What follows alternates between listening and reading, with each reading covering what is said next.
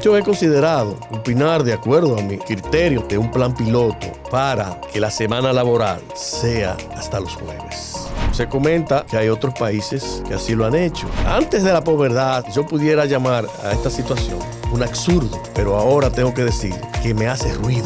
Pudiera equivocarme, pero yo creo que eso no va a pasar desde un ensayo. Y entonces los bancos van a cerrar y los comercios van a cerrar. Muchos necesitan prácticamente 7 días a la semana. Entonces, ¿qué va a pasar? Que como el gobierno eventualmente pudiera determinar el tema de que oficialmente los días laborales van de lunes a jueves, bueno, pues ya el trabajador piensa, no, yo trabajo hasta el jueves. Como comerciante, como propietario de un comercio, si usted quiere que ese individuo le trabaje, pues va a tener que pagar horas extras. Digo yo, yéndome un poquito más allá de la curva. Ahí vendría el tema del aumento salarial.